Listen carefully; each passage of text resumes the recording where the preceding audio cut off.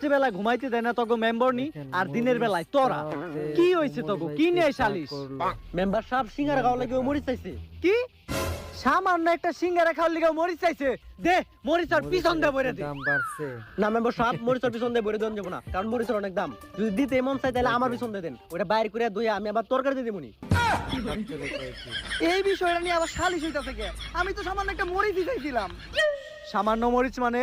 বর্তমানে মরিচের যে দাম তুই জানোস না বাংলাদেশের সাধারণ কোনো মানুষ মরিচ খাইতে পারে না বাংলাদেশের হাতে গোনা কয়েকজন ধনী ব্যক্তি মরিচ খাইতে পারে আমি আমার সমস্ত জায়গা সম্পত্তি বিক্রি কইরা শুধুমাত্র একটা মরিচের পাতা কিনছি প্রতিদিন তরকারি রান্না করার আগে ওই মরিচের পাতা তরকারিতে চুবাই পরে ওই তরকারি আমরা খাই পরে ওই মরিচের পাতায় আবার ফ্রিজে রাখা দেই পরের বার তরকারিতে চুবামু দেইখা এইভাবেই চলতেছে বাংলাদেশের মানুষের মরিচ ছাড়া জীবন কি চ্যানেলটাকে বাংলাদেশে এত কিছু ঘুরে গেছে আমি তো আগে জানলে দুবাই থেকে স্বর্ণ না নিয়ে একটা মরিচের গাছ নিয়ে আইতাম